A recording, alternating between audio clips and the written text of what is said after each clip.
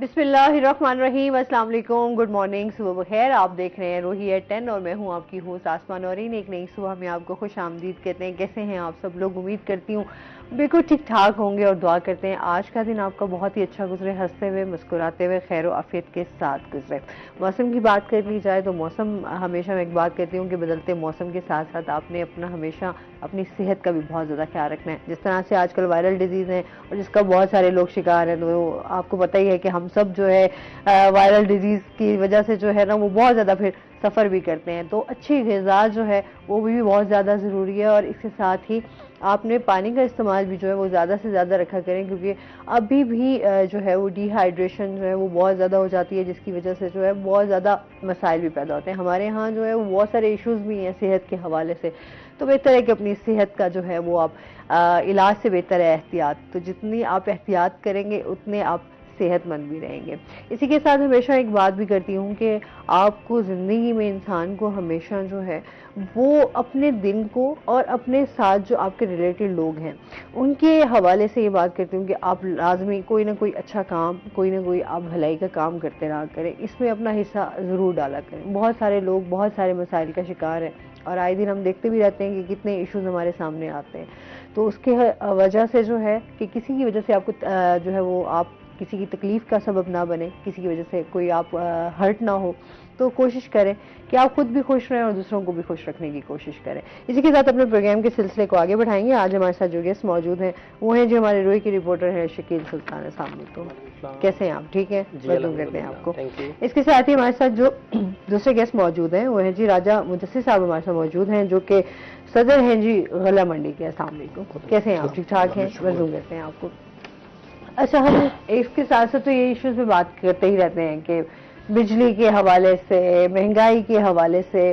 तो आज हम जो है वो ताजरों के हवाले से भी बात करेंगे। जो छोटे ताजर हैं उनको किन मसाइल का सामना करना पड़ता है, जो गला मंडी के मसाइल हैं वहाँ पे क्या क्या इश्यूज हैं, वहाँ पे क्या बेहतरी करने की ज़रूरत है, हुकूमत अपना क्या रोल प्ले कर रही है, ये हम जानेंगे। और इसके साथ ही शकील से जानेंगे एजुकेशन के हवाले से, यूनिवर्सिटीज़ के हवाले से हमारी बात होगी कि इस टाइम हायर एजुकेशन के हवाले से क्या काम हो रहा है, यूनिवर्सिटीज़ और कॉलेजेस में जो है वो क्या एक्टिविटीज़ चल रही हैं। स्टूडेंट्स के मसाइल पर हमेशा हम बात करते रहते हैं कि क्या क्या स्टूडेंट्स के मसाइल हैं, उनको किस तरीके से सॉर्ट आउट किया जा रहा है। सब बात आ जाती है कि वाइस चांसलर के हवाले से कि हमारे बहुत सारे बड़े इदारे, बहुत से तालीमी इदारे जिनको हम समझते हैं कि वहाँ पर कोई ऐसा जो है इदारे से मुंसलिक कोई ऐसा हो जो तमाम यूनिवर्सिटीज़ की जिम्मेदारियों को संभाल सके और उसके साथ जो है वो इन मसाइल को भी देख सके। तो उस हवाले से भी जानेंगे कि इस टाइम जो है वाइस चांसलर के हवाले से क्या चीज़ें चल रही हैं।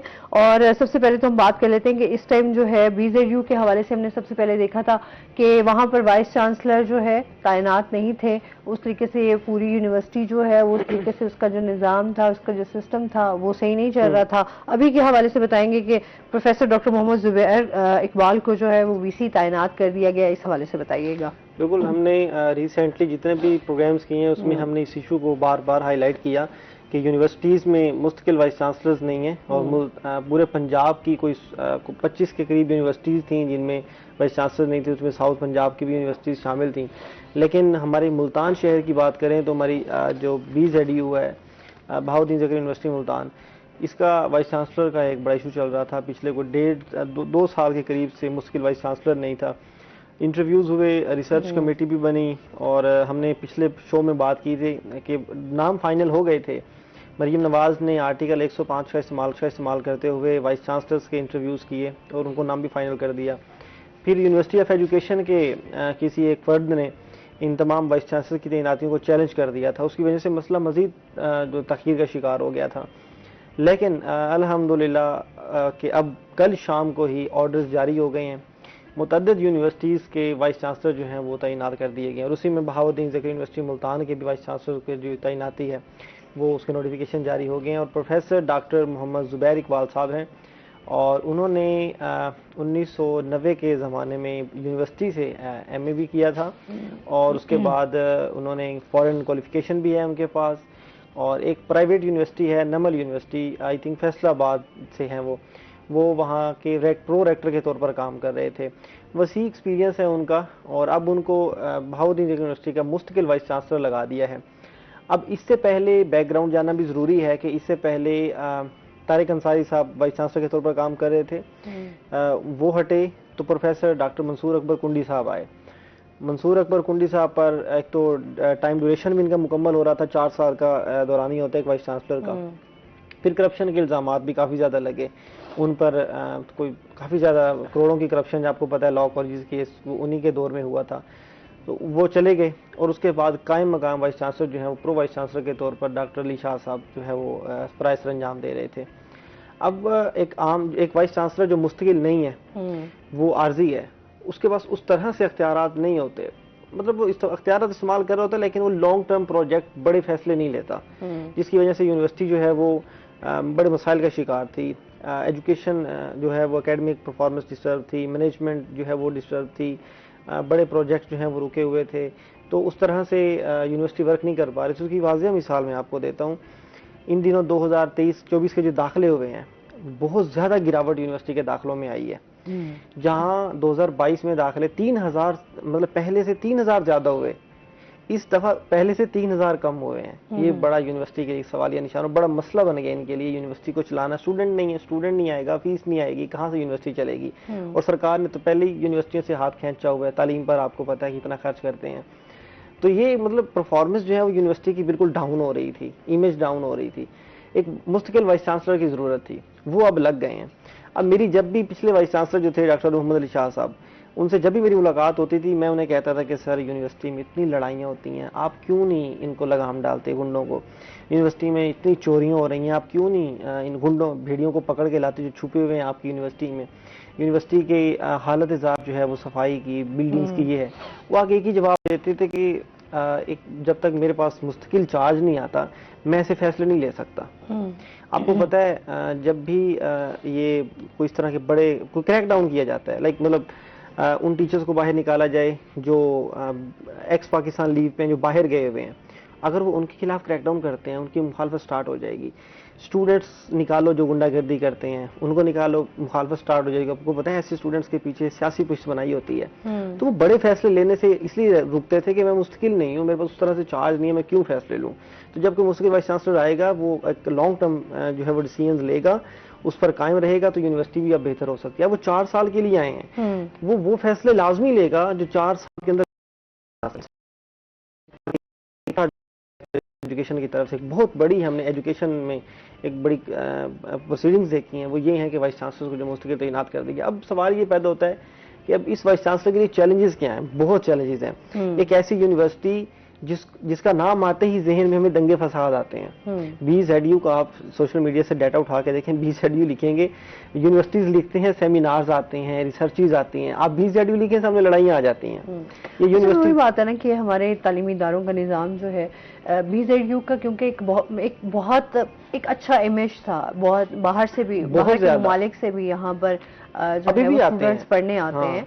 और उसके बाद जब हम अपने तालीमी इदारों को इस तरीके से जो है वो बिल्कुल आज़ाद छोड़ दें कि उसका बिल्कुल निज़ाम ही, सिस्टम ही आप दरहम बरहम कर दें, तो फिर उन यूनिवर्सिटीज़ का, फिर आपके बच्चों के फ्यूचर जो है वो दाव पे लग जाते हैं। फिर आपको नहीं पता कि आपका बच्चा जो है वो पढ़कर क्या बनेगा, आगे क्या आया, वो उस की कैबिनेट क्या है वहाँ पर, क्या वो अपने लेक्चर जो है वो ले रहा है, या उसके टीचर्स के साथ अपने क्या मामलात हैं। तो इस तरह के बहुत सारे, जब चेक एंड बैलेंस ही नहीं होगा, तो अब यही नए वाइस चांसलर के लिए ये जो है ये चैलेंज है कि वो किस तरह से टीचर्स यूनियंस, आपको पता है वहाँ पे teaching union, non teaching unions, उनको भी संभालना है।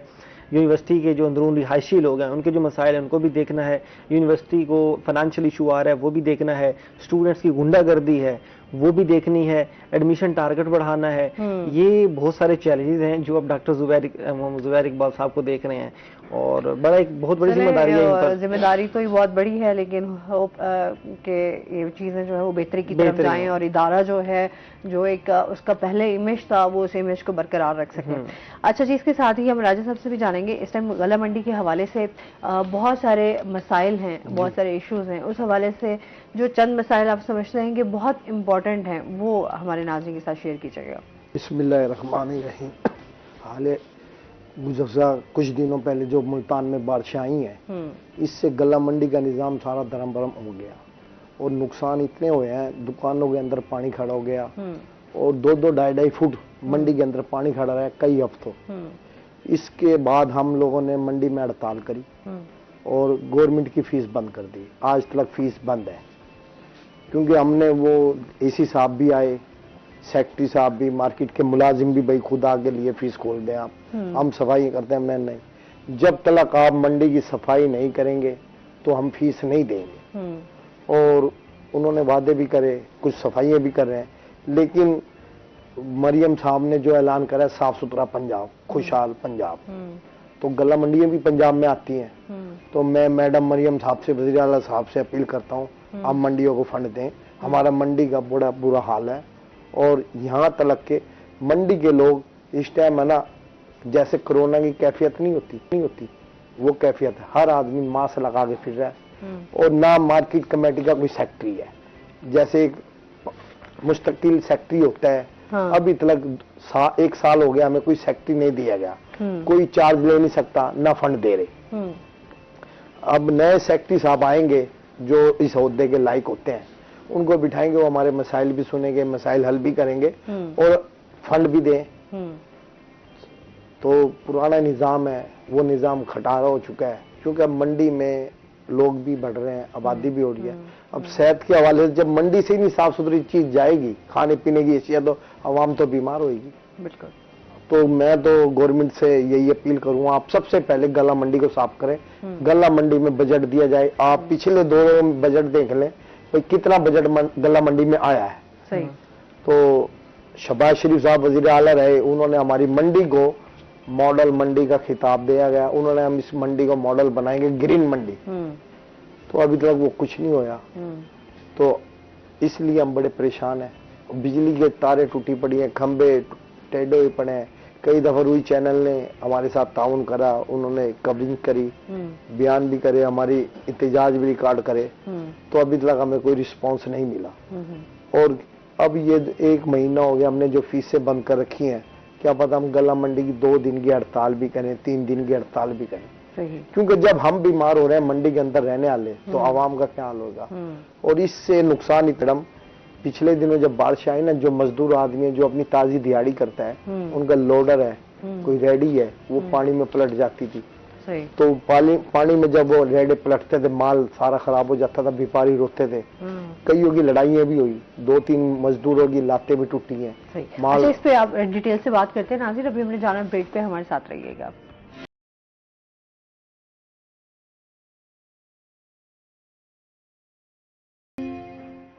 वेलकम बैक नाजरीन। हाँ जी, हम बात को कंप्लीट करते हैं। अच्छा, गले मंडी के इतने सारे मसाइल हैं, मतलब सीवरेज के हवाले से, तो कोई इस तरह से कोई इंतजामिया के हवाले से कोई चीज़ सामने नहीं आई कि इदारों से आपने बात की हो, वहाँ से कोई इस तरह के जो है कोई स्टाफ, कोई लोग आए हों काम के लिए? कुछ भी नहीं। पिछले दिनों इसी साहब आए थे। अच्छा। तो उन्होंने वादे करे थे, भैया हम गला मंडी की सफाइयाँ कराते हैं। हाँ। तो आप मेहरबानी करें फीस चालू कर दें। ठीक है। कल बरोज बूथ हाँ। इसी साहब ने भी आना है, और हमारे एमपीए मुल्तान के सुलेमान नईम साहब, उन्होंने भी आना है। सुलेमान नईम साहब ने एक्शन लिया है। सही है। तो उन्होंने, मैं गला मंडी को मिसाली गला मंडी बनाऊंगा और इसके लिए मैं फंड भी मंजूर कराऊंगा। ठीक है। तो कल वो आएंगे, तो अल्लाह खैर करे, हम अपने मसाइल उनके आगे रखेंगे, तो उन्हें बताएंगे हमारी ये परेशानी है।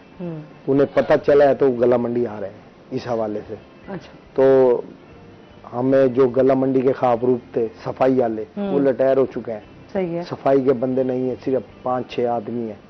तो हम गवर्नमेंट से ये भी कहना चाहेंगे, डीसीओ साहब से, हमारा जो गला मंडी का सफाई का निजाम है ना, सोलर वेस्ट को दे दें। तो वो उनको ठेके पे दे दे, हमें कोई जरूरत नहीं है, मार्केट कमेटी में मुलाजिम नहीं है, तो ठेके पे दे दे। जैसे सब्जी मंडी को ठेके पे दे रखी है सफाई के लिए, तो गला मंडी को भी दे दे। सही है। क्योंकि हमें कमीशनें तो चाहिए नहीं है, हमें सफाई चाहिए गला मंडी के लिए। जब जो ठेकेदार होगा, हम उससे रोजमर्रा के हिसाब से सफाई भी लेंगे, काम भी लेंगे, और सीवरेज का निजाम भी लेंगे। क्योंकि गला मंडी के मार्केट कमेटी के पास वासा की गड्डियां नहीं है, सफाई के लिए कोई मशीन नहीं है। जब गटर लेने भर जाती हैं, बारिश आती है, गारा मिट्टी, तो उस हवाले से मंडी की सीवरेज का मामला बहुत अहम है। अच्छा, सीवरेज के तो इस टाइम हर जगह मसाइल बहुत डेड हो चुकी है मैडम, कई जगहों से सीवरेज डेड हो चुकी है, लाइनें बैठ चुकी हैं, क्योंकि मंडी के अंदर बहुत भारी ट्रैफिक आती है और जितनी ट्रैफिक गला मंडी में आती है ना ट्रांसपोर्ट के हवाले से, जो दूसरे शहरों में रोजाना के हिसाब से माल लेके जाते हैं, अब गला मंडी में गड्डियों की सफाई होती है। जो भी मुल्तान में लकड़ी की गड्डियां आ गई, लकड़ मंडी की, वो गला मंडी में आगे सफाई होती है। चाहे बजरी आ गई, रेत आ गई, सरिया आ गया, और किसी भी जिले से वो वापसी अपने घरों को जाती है तो यहाँ से माल लोड करके जाती है, तो वो सफाई गला मंडी में करती है। तो पहले खाब रूप बहुत ज्यादा थे, वो रिटायर हो चुके हैं, तो नए इन्होंने भर्ती नहीं करे। सफाई के हवाले से जो है वो तो ना सेक्रेटरी साहब है, अब कोई सेक्रेटरी साहब हो तो वो भर्ती करे। सही। तो हमारा तो जोर है, अब हम तंग आ चुके हैं भाई, हमारा ठेका सफाई का सोल्ट वेस्ट को दिया जाए। सही। अच्छा, इसमें मजीद भी आपसे जानते हैं, इसके साथ ही जो है कल एक बहुत ही अफसोसनाक वाकया पेश आया। नवाज शरीफ यूनिवर्सिटी में जो है वो एक तालिबा की डेथ हो गई, उससे बस से उनकी टक्कर हुई जो कि वहाँ की ही बस थी। इस हवाले से जो है शकील से जानेंगे। शकील, क्या वो मामला था, किस तरीके से वो वाकया पेश आया? बिल्कुल, लड़की का नाम मनाहिल है और वो मोहम्मद नवाज शरीफ यूनिवर्सिटी जो शुजाबाद रोड पे है उसमें बायोकेमिस्ट्री के डिपार्टमेंट के 5वें सेमेस्टर की स्टूडेंट थी और घर से खुद मोटरसाइकिल चलाकर वो यूनिवर्सिटी आती थी। और मैं अगले दिन मोहम्मद नवाज शरीफ यूनिवर्सिटी गया हूँ और जब मैंने पार्किंग में हमने अपनी गाड़ी पार्क की तो मैंने वहाँ देखा कि वहाँ जिस तरह लड़के मोटरसाइकिल पे आ रहे थे ना अपने, मैंने लड़कियों को भी बहुत ज़्यादा देखा, स्कूटी, उसके साथ वो वेस्पा, साथ में दूसरा इसके साथ दूसरी मोटर बाइक्स हैं ये। मैंने देखा कि काफ़ी सारी लड़कियां खुद अपनी मोटर बाइक पे आ रही थी और मैंने उस टाइम ये सोचा, मैंने कहा यार इस यूनिवर्सिटी में आने वाली लड़कियों में ऐसा क्या है जो मेजोरिटी लड़कियां जो हैं वो खुद अपनी बाइक पर आ रही हैं। हम चले आए और उसके 2 दिन बाद कल मुझे ये खबर मिलती है कि वहाँ पे एक लड़की मोटरसाइकिल चला के जा रही थी। यूनिवर्सिटी की एंट्रेंस है, अगर हम रोड से अंदर एंटर हों, मेन गेट आता है, थोड़ा आगे जाएं तो इधर यू टर्न लेते हुए उधर से लड़की मोटरसाइकिल चलाते हुए आगे जा रही है और पीछे से बस आई है। अब सीसीटीवी फुटेजेस देखी जाएं तो पता नहीं लड़की डर गई है या कंफ्यूज हो गई है, क्या हुआ है, वहाँ गिर गई है और बस ऊपर से गुजर गई है लड़की के। लड़की ने हेलमेट भी पहना हुआ था। अच्छा। लेकिन फिर भी बस ने उसको कुचल दिया है और वो मौके पर ही जहाँ बाक हो गई है।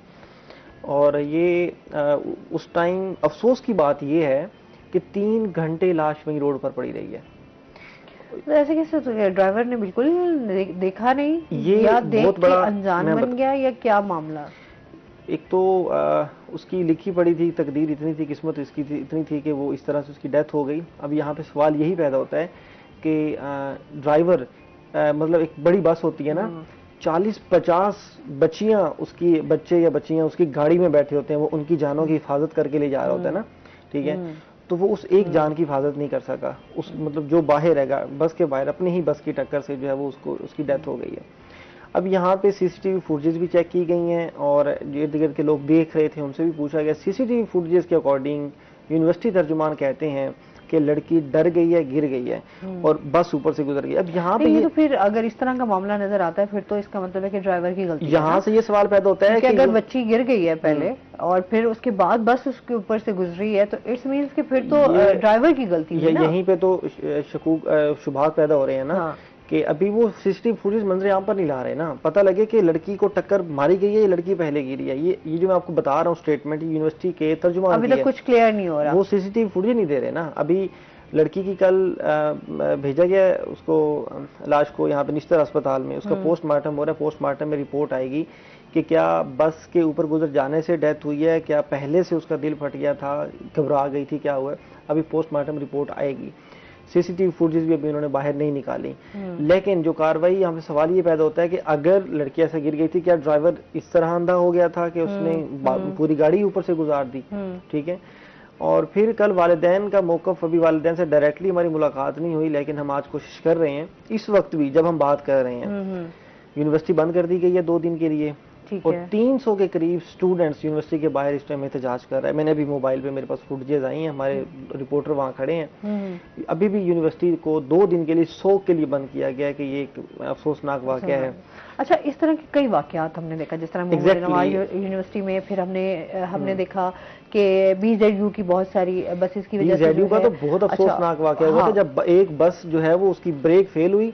और वो BZU के 2 सिक्योरिटी चेक हैं, एक पहले जब एंटर होते हैं, एक फिर चेक पोस्ट आती है। जो अंदर चेक पोस्ट नहीं बनाई गई है, यूनिवर्सिटी की बस की स्पीड इतनी थी, ड्राइवर पता नहीं किस सोच में था, ब्रेक फेल हुई और वो जहाँ पे स्टूडेंट्स खड़े होते हैं, मतलब अपनी बाइक का टोकन दे और ले रहे होते हैं, उसने वहीं से बस गुजारी और उसके नीचे स्टूडेंट्स आते गए, मोटरसाइकिल कुछ ले गए और एक स्टूडेंट की डेथ भी हो गई थी। बिल्कुल इस तरह के बहुत सारे वाकयात हमें देखने में आते हैं और मोस्टली ये तालीमी इदारों की बसेज होती हैं। मैं इसकी वजह भी है, इसकी वजह एक तो ये बसों का चेक एंड बैलेंस प्रॉपर नहीं रखते। दूसरा उसके बाद बसेज इतनी पुरानी खटारा हो चुकी हुई हैं, कोई बहुत टाइम से हम देख रहे हैं कि यूनिवर्सिटी की जो बसेज हैं वो बहुत सालों पुरानी बसेज जहाँ पे और नई बसेज के हवाले से जो है वो हम देखते हैं कि कोई 1 या 2 बसेज होंगी, उसमें भी बहुत नई बस नजर ही नहीं आती। बिल्कुल ऐसे ही है। अच्छा, वो बड़े लिमिटेड कोई टाइम का उन्होंने एक फिक्स रखा हुआ होता है, उसके बाद वो टाइमिंग भी नहीं होती और सारी वही खटारा बसेज और उसमें जो है वो धड़ाधड़ जो है स्टूडेंट्स भी उसमें जो है वो शामिल होते हैं। तो बिल्कुल ड्राइवर के हवाले से मैंने कहा हमारे यहाँ जो है सबसे बड़ा मसला ये आता है, एक तो हमारे ड्राइविंग के बिल्कुल जो असूल बने हुए हैं उसको तो कभी फॉलो किया ही नहीं आप जाता। ये ड्राइविंग के असूल की बात करता हूँ, ये अभी तक स्कैंडल, एक मैं भी ये स्कैंडल निकाल रहा था लेकिन अभी वो मुझे ना डॉक्यूमेंट्स नहीं मिल पाए। मुझे सोर्सेज से पता चला कि BZU का जब हादसा हुआ था, उन्हीं के डिपार्टमेंट के एक बंदे ने मुझे कॉल करके डिटेल्स दी कि सर हमारे ट्रांसपोर्ट डिपार्टमेंट में 40% ड्राइवर के लाइसेंस नहीं है, एक्सपायर हो चुके हैं। ये बहुत मतलब अब यहाँ पे हमारे इदारों को चाहिए वो अलर्ट हों और वो जितने भी तालीमी इदारे, जितने भी छोटे बड़े तालीमी इदारे हैं, उनके ट्रांसपोर्ट डिपार्टमेंट का ऑडिट करें कि आपकी बसेस कितनी है और बसेस का फिटनेस चेक की जाए कि आपकी बसेस के जितने भी कैपेसिटी है स्टूडेंट्स की वो कितनी है और वो क्या चलने के काबिल है, वो कितने टाइम तक। कि बसेस जिस तरह आपने अपनी बसों का अपने चेक एंड बैलेंस रखना है, उसी तरीके से आपको ये भी जरूरत है कि आप ड्राइवर्स की तरबियत, आप उनकी भी तरबियत करें, आप उनके भी चेक एंड बैलेंस होना चाहिए कि आया उनके पास लाइसेंस है, वो असल है या नहीं है, क्या आया वो उस तरीके से ट्रेनिंग, उसकी बड़ी बसेस चलाना कोई आम बात नहीं है। आपने तमाम चीजों को मद्देनजर रखना होता है। आपके साथ एक जान नहीं होती, बहुत सारी जानें खानदान चल रहा होता है पूरा। वो एक बहुत बड़ी जिम्मेदारी है। एक वो उस दिन BZU की बस ने कुचला, आज इनकी बस में कुचला। इससे पहले BZU में कई दफा हो चुका है, BZU में तो कई दफा हो गया, नवाज शरीफ यूनिवर्सिटी में अब हुआ और अब देखें ना, एक कुचल दिया है। आप देखें यूनिवर्सिटी का रोड है, वहाँ लिमिट होती है कि स्टूडेंट्स आ जा रहे हैं, आप स्पीड तो वहाँ रख ही नहीं सकते। क्या उसकी इतनी स्पीड थी, अब मैं आपको बता रहा हूँ, यू टर्न है, इस तरह से जा रहे हैं, जिससे वहाँ पे इतनी स्पीड थी कि क्या वो ब्रेक नहीं लगा सका, वो स्टूडेंट को कुचलता गया। अब उस ड्राइवर को मुअत्तल कर दिया गया, कल ड्राइवर को मुअत्तल कर दिया गया है, 2 दिन के लिए यूनिवर्सिटी बंद कर दी गई है और वालिदैन जो हैं वो भी उस तरह से कार्रवाई नहीं कर रहे, वो हादसा समझ रहे हैं, लेकिन इंक्वायरी चल रही है। जिस तरह स्टूडेंट्स ने प्रोटेस्ट किया है, सोशल मीडिया पर भी मामला उठाया जा रहा है। उम्मीद करते हैं कि ऊपर तक नोटिस लिया जाए और सबसे बड़ा मामले की तह तक जाना चाहिए, सबसे बड़ा मुतालबा एक हादसा था या फिर जो है वो एक गलती की बिना पर जो है वो जाहिर सी बात है, अगर वो गिरी है तो फिर तो ये बहुत बड़ी गलती है कि ड्राइवर जो है वो जानबूझकर उसने किया कि एक बच्ची गिर गई है या उसने ब्रेक नहीं लगाई या कुछ भी इस तरह का जो है वो स्टेप नहीं लिया, तो ये सबसे बड़ी गलती है। इदारे की भी गलती है कि फिर इदारे जो है वो किस तरीके से एक्शन लेते हैं। इस पर मजीद हम डिटेल से बात करते हैं। नाज़रीन, अभी हमने जाना ब्रेक पे, हमारे साथ रहिएगा।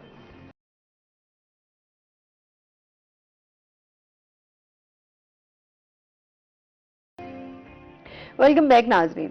अच्छा जी, इसके साथ ही जो है मजीद हम ये भी जानेंगे इस टाइम, ये तो सिलसिला जब तक इस मुकम्मल वाक़े के हवाले से हमें रिपोर्ट नहीं मिल जाती, उसके बाद ही हम इसको जो है डिस्कस कर सकते हैं कि क्या इशू जो है वो बना, और इंशाल्लाह हम ये बहुत जल्द आपके साथ जो है वो साथ साथ शेयर भी करते रहेंगे। इसके साथ ही जिस तरीके से ताजिर दो स्कीम आई, उसके हवाले से भी हमें बताइएगा क्या उससे कारोबार पे क्या असर पड़ा, कितना लोग मुस्तफीद हो सके इससे, या आया ये स्कीम जो है वो नाकाम रही? इसका कोई फायदा नहीं होया ताजरों को। ये सिर्फ एक बात थी और लिख पढ़ की हैसियत लगती, इसका ना कोई अमल होया, ना इसका कोई अवाम को ताजरों को कोई बताया गया भैया आपको ये फायदा है, ये कुछ नहीं है इसका। तो मतलब कोई फायदा आप लोगों के कारोबार के हवाले से कोई आपको इसके हवाले इसका नुकसान ही है। कोई फायदा ही नहीं है। कोई ताजर, कितने लोग गए हैं, गवर्नमेंट बताए ना, स्कीम हमने दी थी ताजर स्कीम, इतने ताजर आए। अच्छा, तो अभी जिस तरह से करंट हमने देखा, महंगाई भी है, बेरोजगारी भी है, लोगों के लिए बहुत ज्यादा मसाइल हैं, कारोबार करना लोगों के लिए वाकई मुश्किल हो गया। जिस तरह के आप मसाइल भी बता रहे हैं, आए दिन चोरी डकैती के वाकयात भी हो रहे होते हैं, हम देख रहे हैं कि इस हवाले से भी जो है कोई खास सिक्योरिटी के हवाले से कोई खास इंतजाम नहीं होते। आप लोगों की अपनी कोई इस हवाले से भी? हाँ जी, हाँ, इस हवाले से मैं इसके लिए ना मुल्तान पुलिस को सलाम पेश करता हूँ, क्योंकि हमारी गल्ला मंडी में मैडम, आज आप सबके सामने, आप लोग है ना अपने घर में पैसा रख के नहीं महफूज है। गल्ला मंडी में लोग करोड़ों रुपया हाथ में लेके फिर रहे होते हैं। अगर गल्ला मंडी में एक डकैती हो जाए ना, अभी 2 महीने पहले एक हमारे ताजर से 13 लाख रुपए की डकैती हुई। वो गल्ला मंडी से पेमेंट लेके अपने घर जा रहा था, सही, दिल्ली गेट की हदूद 14 नंबर के पास, उसके साथ गन पॉइंट पे पेमेंट डकैती होगी। तो पुलिस ने बड़ा ताउन करा।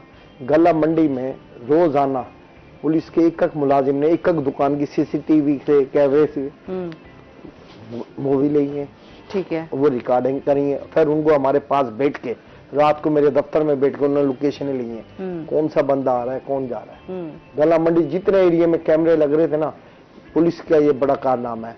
सही। और इंतजामिया के आगे ये सबसे बड़ा इंतजामिया की हमें सपोर्ट है पुलिस की, वो बड़ा ताउन करती है।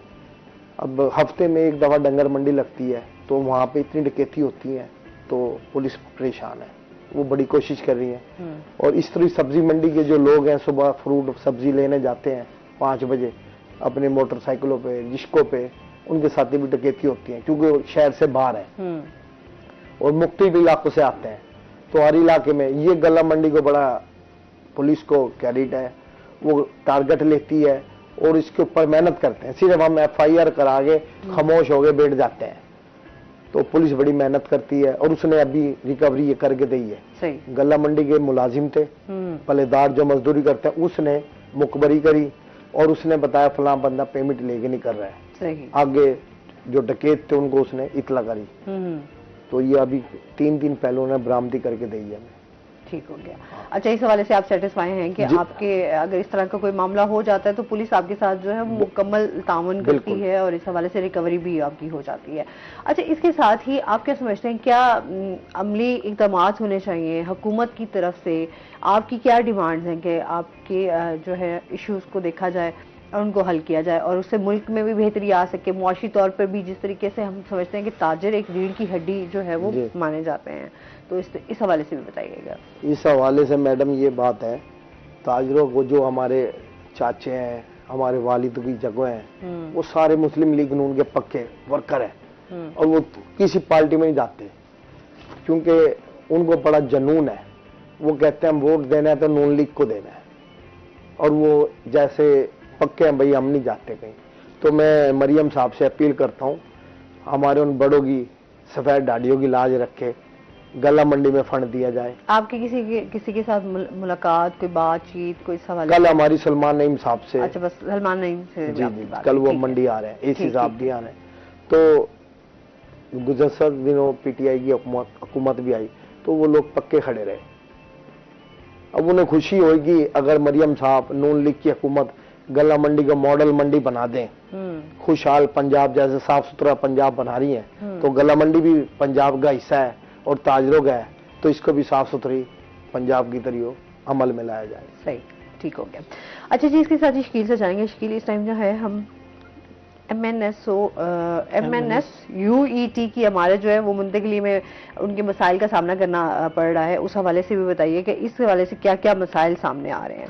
नूर Mohammad university of engineering and technology Multan की एक इंजीनियरिंग के शोबे की बड़ी अहम यूनिवर्सिटी है, और 2020 में इसका ये मंसूबा शुरू हुआ कि यूनिवर्सिटी को आगे शिफ्ट किया जाए। कुछ दिन पहले उनके वाइस चांसलर भी आपके शो में आए थे और तमाम मसाइल पर बात कर रहे थे, लेकिन इस इशू को बार बार हाईलाइट करने का मकसद ये है कि हमारे जो अफसरान बैठे हैं वो इसको टेकअप करें और इसको हल की तरफ लेके जाएं।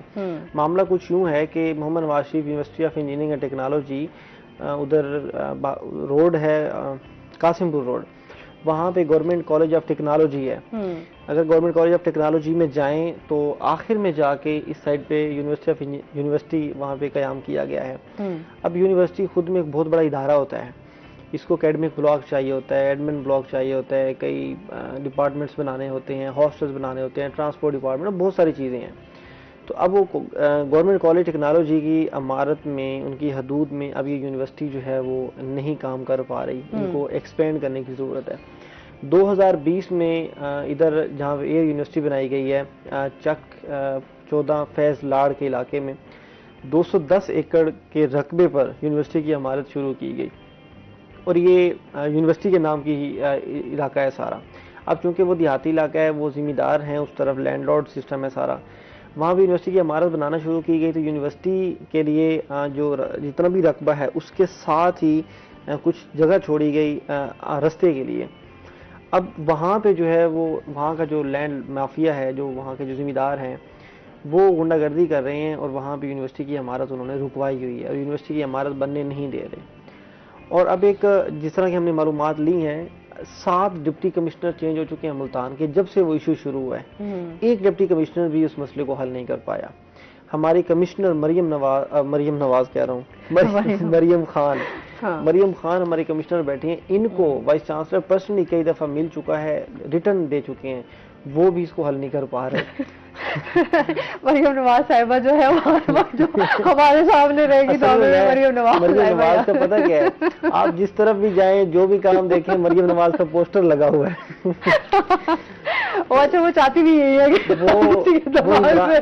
मरियम नवाज साहिबा छाई रहे। वो बानी पीटीआई की तरह चाहती हैं कि मेरा नाम भी जो है वो इसी तरह, तुम्हारी कमिश्नर का नाम भी इस तरह है।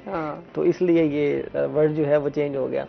बहरहाल ये ज़रूरत है हमारे तमाम अफसरान की तवज्जो उस तरफ ले जाने की।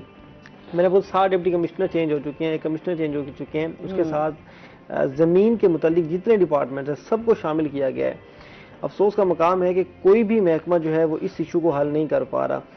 अब प्रॉब्लम ये आ रहा है कि यूनिवर्सिटी जो है वो एक्सपेंड हो रही है, उसमें हमें नई डिपार्टमेंट्स मुतारिफ करवाने की ज़रूरत है, स्टूडेंट्स बढ़ रहे हैं, नए प्रोग्राम शुरू करने हैं, लेकिन वो एक ही कॉलेज के हदूद में बैठे, वहाँ बैठ के वो ज़्यादा कुछ नहीं कर सकते और वो इमारत जो है वो वैसे की वैसे रुकी हुई है। अगर वो लैंड माफिया थोड़ा सा भी इस चीज़ से पीछे हट जाए तो इमारत मुकम्मल होगी और चंद ही महीनों में यूनिवर्सिटी वहाँ शिफ्ट हो जाएगी, स्टूडेंट्स के लिए भी बहुत ज़्यादा आसानी हो जाएगी। तो यहाँ पे स्टूडेंट्स की परेशानी भी है। वाइस चांसलर मुस्तकिल हैं, डॉक्टर गामना बहुत अच्छे वाइस चांसलर हैं, बिल्कुल, और इंजीनियरिंग शोबे के हवाले से बड़ा काम कर रहे हैं इस पूरे खिते में। अच्छा, वही बात है ना कि जो एनर्जेटिक होते हैं, जो काम करना चाह रहे होते हैं, उनके लिए फिर मसाइल जो हैं वो बहुत सारा सामने, दुश्वारियां भी सामने, बहुत सारी चैलेंजेस उनके सामने आ जाते हैं। अच्छा, इस पर मजीद बात करते हैं। नाज़रीन, अभी हमने जाना ब्रेक पे, हमारे साथ रहिएगा।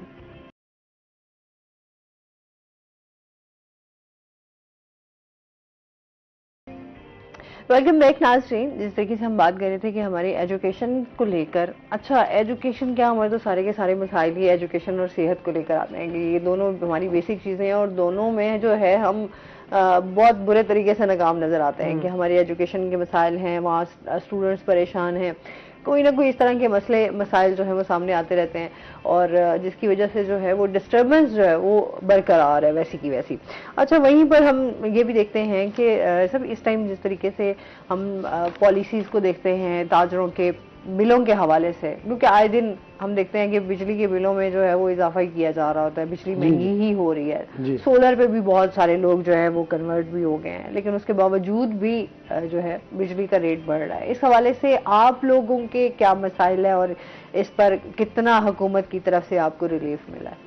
बिजली के हवाले से मैडम ये बात है, जैसे बिजली महंगी होती है ना तो बिजली के रेट बढ़ते हैं तो मालों के ऊपर गिरते हैं, टैक्सेस में भी इजाफा। जी जी, हाँ। तो उससे ही महंगाई आती है। लेकिन ये जो आटा गवर्नमेंट ने आते ही कंट्रोल करा है, घी को कंट्रोल करा है, चीनी माफिया को कंट्रोल करा है, इससे गरीब आदमी को तो फायदा मिला है।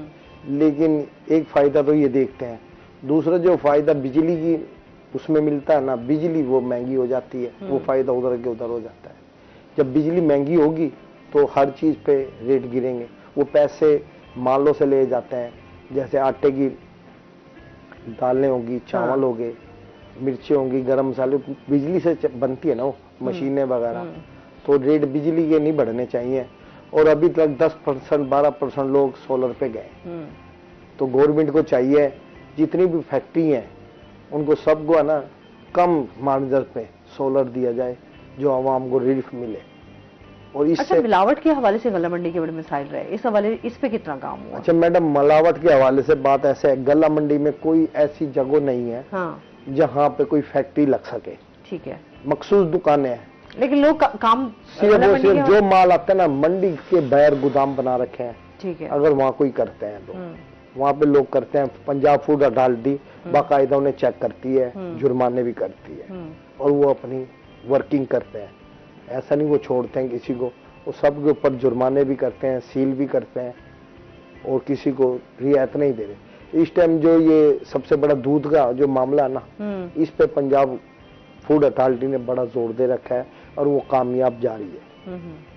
क्योंकि हम देख रहे हैं ना दीगर मसाला जात में भी और हमारी जो खाने पीने की अशियां हैं, जाहिर सी जी, बात है जी। उसमें मिलावट तो हो रही है। मसाले के जात में हवाले से बहुत ज्यादा मैडम मिलावट बात नजर यह आती है, दो साल हो गए हमारी पंजाब में, जनूबी पंजाब में मिर्च की फसल बहुत अच्छी हो रही है। जो मिर्च 30,000 रुपए मन थी ना, आज वो 13,000 रुपए मन है, सही है। 12,000 रुपए मन है। अब भी कल भी काफी difference आया। कल भी 1,000 रुपए मन का रेट कम होया है। तो जब मिर्च महंगी होगी तो मसाले मिलावट होती है, ये बहुत बड़ा इशू है। तो मैं आपके रूई चैनल पर बैठ के आवाम को भी बताना चाहता हूँ, मसाले आप सस्ते खरीदें, रेट गिर चुके हैं। कोई 1,000 रुपए किलो मिर्च ना खरीदें, 400 रुपए किलो खरीदें।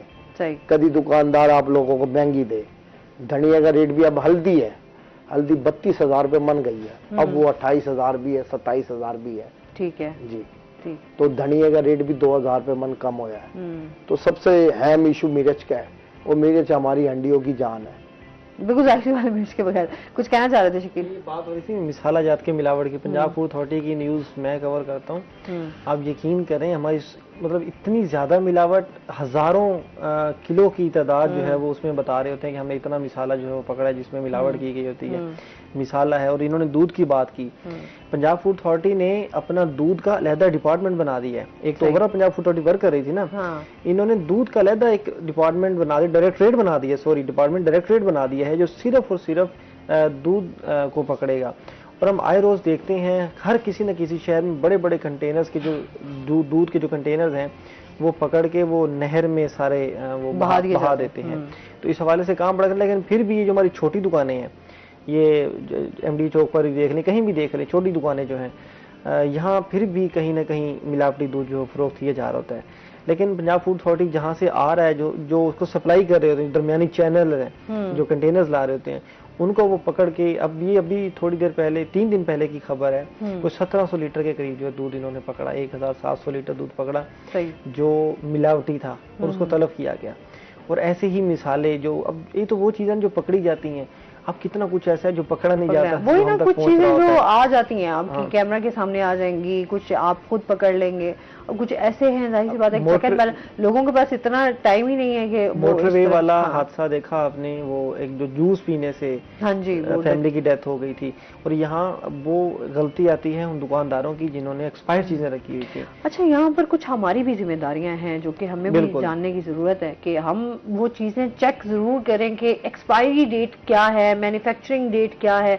हम लोग ये चीजें चेक ही नहीं करते, हमने उठाया और खाया पिया, और इससे कितना हम लोग बीमार भी हो जाते हैं। कॉलर है हमारे साथ, अस्सलाम वालेकुम। वालेकुम, कैसी हैं आप? याहिया बात करो कराची। जी वालेकुम अस्सलाम, हमारे बड़े रेगुलर कॉलर हैं आप, कैसे हैं आप? ठीक है जी, मैं तमाम शोज का बहुत रेगुलर कॉलर हूं। पहले तो आपके मेहमानों को सलाम हो। मेरी बहन बहुत ही इंपॉर्टेंट टॉपिक है, मेरे सामने एक दो सवाल हैं जो मैं इनसे करना चाहता हूं। जी बिल्कुल। एक तो ये कि देखिए पंजाब फूड अथॉरिटी बेहतरीन काम करी, हमारे से ज्यादा काम करी है, लेकिन बहुत सारे में चीजें डिपार्टमेंट आप दिखा रहे होते हैं, लेकिन अनफॉर्चुनेटली जो नंबर है ना वो बढ़ते चले जा रहे, कम नहीं हो रही। क्या उसकी वजह ये है कि सजाएं इनको पूरी मुकम्मल नहीं मिल रही? और अगर एक आदमी को पकड़ रहे हैं, उसका दूध जाया कर रहे हैं, तो उसको सजा कितनी मिल रही है? ये मेरा सवाल है। दूसरा एक सवाल ये कि देखिए ये तो ओपन दूध की बात होगी। अब जो डब्बों में बंद चीजें हैं, जूसेस हैं, कोई भी चीजें, ये तो जाहिर बात है उसके अंदर तो एक ब्रांड हो गया ना। अब उस ब्रांड के अंदर कोई चीज निकलती है, उसको कैसे चेक किया जा सकता है? आप मैं तो दूध सोचते अगर बच्चे दूध से डायरेक्ट पी लेते हैं, अब उसकी अगर इंजीनियरिंग खराब है या उसके अंदर ऐसी चीजें मिली हुई है जो आपकी सेहत के लिए मुद्दे है, उसको लुक आफ्टर करने वाला कौन है? उसकी मॉनिटरिंग कोई हो रही है या नहीं हो रही है? मेरा सवाल है। ठीक है, बहुत शुक्रिया आप कॉल का। अच्छा, वही बात है कि हम इस पे बात कर रहे थे कि चेक एंड बैलेंस हमारे यहाँ फूड अथॉरिटी काम कर रही है, लेकिन वही बात है कि जुर्माने जो किए जाते हैं या जो सजाएं रखी जाती हैं, उसके बाद हम देखते हैं वही चीजें जो हैं वो कुछ टाइम के लिए तो बंद है, उसके बाद फिर देखते हैं वही चीजें जो हैं। इन्होंने बड़ा अच्छा पॉइंट रहा। यही सवाल मैंने पंजाब फूड अथॉरिटी के अफसरान से भी किया था कि सर आप कितना जुर्माना करते हैं, ये पता कितना जुर्माना करते हैं? एक पकड़ा ना 25,000 50,000 जुर्माना करते हैं। आप यकीन करें, जो बंदा कैंट में एक बंदा, एक आम से लोग, जो बंदा मिलावटी चीज फरोख्त कर रहे हैं ना, आपकी सोच से ज्यादा मुनाफा कमाता है वो यही बात है ना, उनके लिए एक आसान रास्ता है कि हम इतना जुर्माना भर देंगे और सजा क्या होनी है। हमारे यहाँ ये हमारी बड़ी बदकिस्मती है, हमारे पास लॉ भी है, लेकिन हमारे ऊपर हम जो बात आ जाती है कि फिर वही लॉ जो है वो बहुत सारी चीजें जो है ना, वो फिर बहुत सारे लोग रास्ता बचाने वाला भी आ जाता है। चोर रास्ता हर जगह, तो चोर रास्ता वाकई हर बंदे ने रखा हुआ था कि किस तरीके से अपने आप को बचाना है। तो हमारे यहाँ जब तक हमारे लॉ को इंसाफ जो सबसे बड़ी आती है ना, ये चीज बेहतर नहीं होगी, तब तक हालात जो है वो बेहतर नहीं होंगे। बहुत शुक्रिया शकील आपका, आप हमारे साथ रहे। सब आपको भी बहुत शुक्रिया। गला मंडी के मसाइल के हवाले से बातचीत हुई। इसके साथ ही अभी हमने ब्रेक पे जाना है। जब हम ब्रेक से वापस आएंगे तो हमारे साथ कुछ और गेस्ट मौजूद होंगे, हमारे साथ रहिएगा।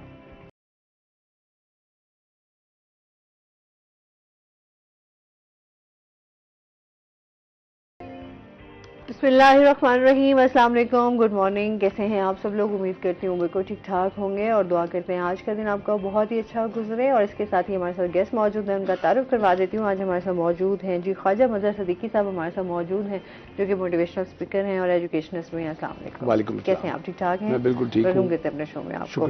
और इसके साथ ही हमारे साथ जो दूसरे गेस्ट मौजूद हैं वो हैं जी मोहम्मद शाहिद सैयद साहब, हमारे साथ मौजूद हैं, जो कि NLP ट्रेनर है। अस्सलाम वालेकुम, कैसे हैं आप? ठीक ठाक हैं? वेलकम करते हैं आपको।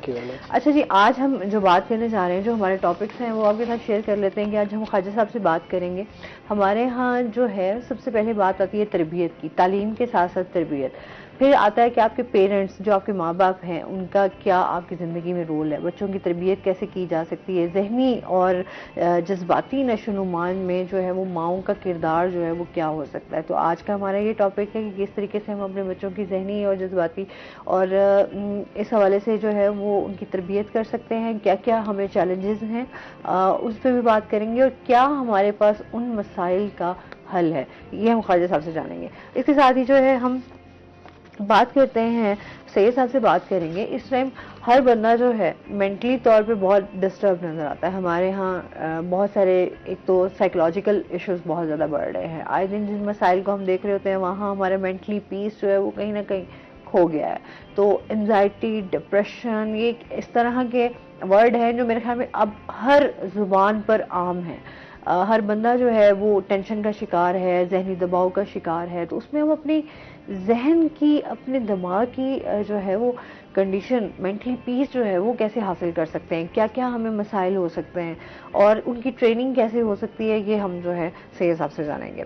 तो ओवर थिंकिंग हमारे यहाँ बहुत ज़्यादा है, बहुत ज़्यादा हम सोचते हैं। अच्छा, पास्ट में जो हो चुका है, हम पास्ट को अक्सर सोचते रहते हैं, प्रेजेंट को भूल जाते हैं, फिर फ्यूचर को सोचना शुरू कर देते हैं। तो ओवर थिंकिंग से जो मसाइल पैदा होते हैं, उससे कैसे छुटकारा हासिल किया जा सकता है, ये भी हम डिस्कस करेंगे। सबसे पहले तो हम जो है ख्वाजा साहब आपसे जानेंगे, इस टाइम जिस तरह से हम बच्चों की बात करते हैं कि बच्चों की जहनी नशोनुमा जो है वो कैसे हो सकती है, या अभी जो आप मसाइल और चैलेंजेस देखते हैं बच्चों के हवाले से, वो क्या क्या है? आसमा, बहुत अच्छा आपने इंट्रो करवाया और इब्तदा में बहुत खूबसूरत 2-3 बातें की आपने और बहुत शानदार लाइंस दी हैं आपने हमें। मैं यहाँ आपके सवाल से पहले एक बात करना चाहूँगा कि आपने कहा एंग्जाइटी और डिप्रेशन, ये अब जुबान ज़दाम, ये मारूफ जुमले हो गए हैं, अल्फाज हो गए हैं, तो ये अमराज असल में जहनी अमराज हैं जो जिस्म को बहुत नुकसान देते हैं। यहाँ मुझे एक बात याद आई कि मुल्तान के सबसे बड़े और महंगे प्राइवेट इदारे में पढ़ा रहा था मैं, स्टोरी टेलिंग का सेशन था। दो बड़े मोटे मोटे से बच्चे, बड़े स्कूलों में जो बड़े घरों के बच्चे थे वो बहुत हेल्दी होते हैं, बहुत जंक फूड बहुत ज्यादा खाते हैं। जंक फूड हमारे यहाँ बहुत ज्यादा, और उनके पास स्कूल के बाहर उनकी गाड़ी भी आई होती है, कभी नहीं आए होते, और ड्राइवर भी शाम तक रहता है वहां तक जब स्कूल में छुट्टी नहीं होती। तो दो बच्चे आपस में गुत्थम गुत्था हो गए। तो मैंने अपना सेशन जो स्टोरी टेलिंग कर रहा था तो मैंने रोक दिया। मैंने कहा क्या बात है, आप क्यों लड़ रहे हो? तो उनमें से एक कहने लगा, सर मेरा बीपी शूट कर गया, मेरा बीपी हाई कर गया, इसने मुझे ऐसी बात की है। तो मैं सोच में पड़ गया कि 2 क्लास के बच्चे जिन्हें अभी अपना पता नहीं है, उन्हें खुद को एक्सप्लोर नहीं किया, खुद को नहीं जाना, शहर को, दुनिया के मिजाज को तो अभी बहुत देर है उनको समझने में, नफ्सियात के वो इतने माहिर बन गए हैं कि उन्हें पता चल गया कि मेरा बीपी शूट कर गया।